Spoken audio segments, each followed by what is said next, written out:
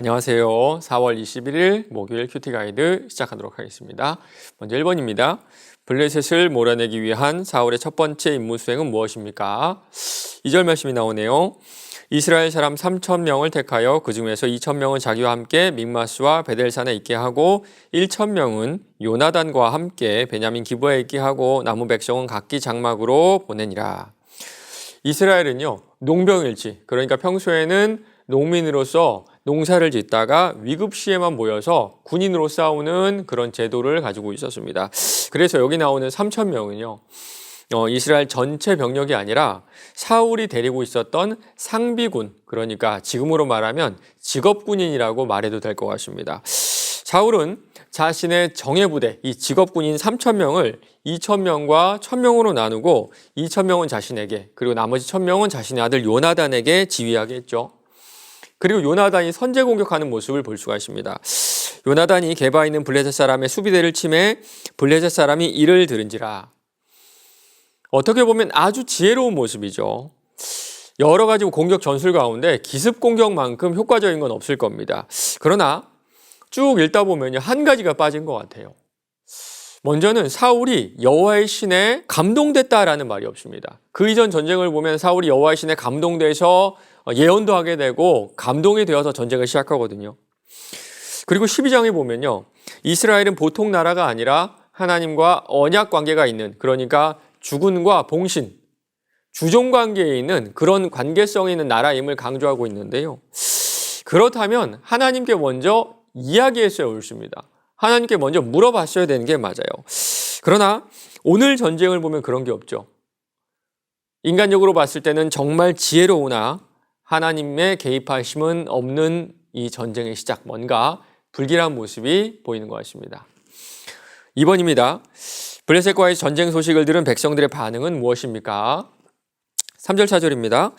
요나단이 게바에 있는 블레셋 사람의 수비대를 침해 블레셋 사람이 이를 들은지라 사울이 온 땅에 나팔을 불어 이르되 히브리 사람은 들으라 하니 온 이스라엘이 사울이 블레셋 사람의 수비대를 친 것과 이스라엘이 블레셋 사람의 미움을 받게 되었다 함을 듣고 그 백성이 길갈로 모여 사울을 따르니라.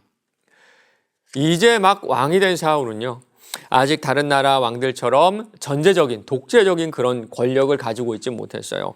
그래서 무언가 성과를, 결과를 보여줘야만 했을 겁니다. 그 첫 번째가 블레셋을 공격하는 거였고요. 그리고 백성들을 전쟁터로 부르죠. 일단 이를 저지르고 백성들에게 도움을 요청한 겁니다. 우리가 전쟁을 시작했고 이에 대응할 테니까 이 전쟁터로 모이세요. 이 말을 들은 백성들 어땠을까요? 네, 사울을 따랐습니다. 길갈에 모여 사울을 따르니라. 이스라엘은 얼마 전에 큰 승리를 맛봤죠. 그래서 이 사울의 리더십에 어느 정도 신뢰가 있지 않았나 싶어요.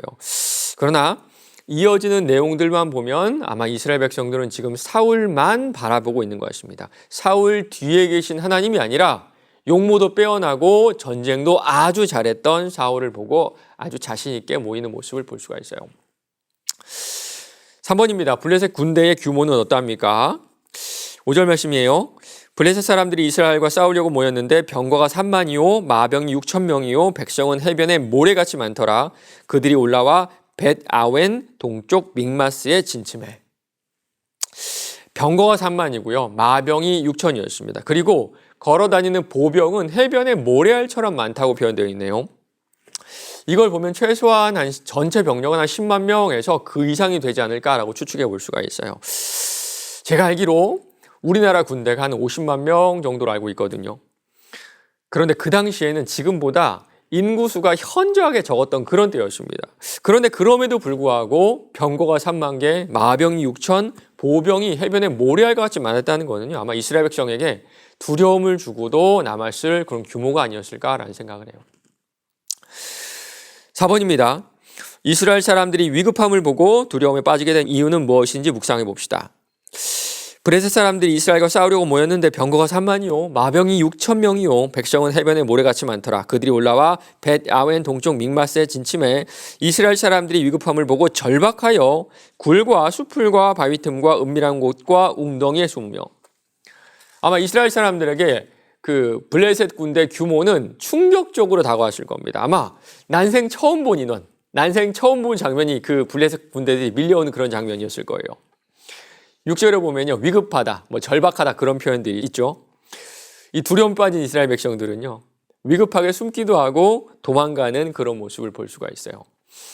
그런데 말씀을 보니까요, 이들이 두려워했던 훨씬 더 근본적인 이유가 나옵니다. 오늘 큐티 문제 바로 옆에도 이게 참고 구절로 나오는데요. 사무엘상 12장 20절입니다.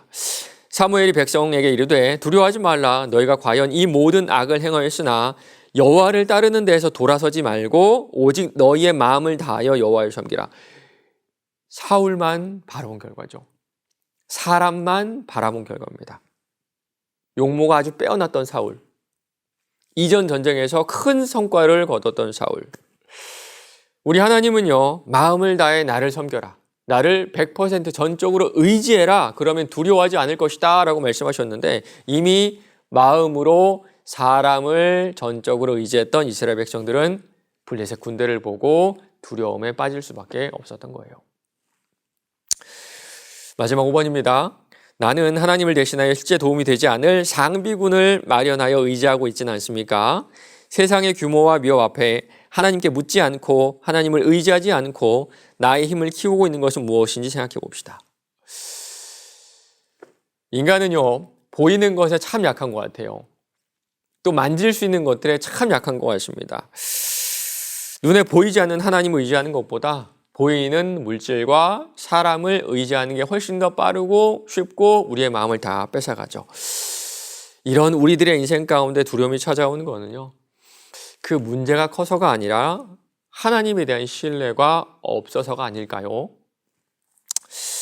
오늘 하루도 눈에 보이진 않지만 모든 것을 주관하시고 세세하게 돌보시는 하나님을 전적으로 의지하는 저와 여러분 되시기를 간절히 축원합니다.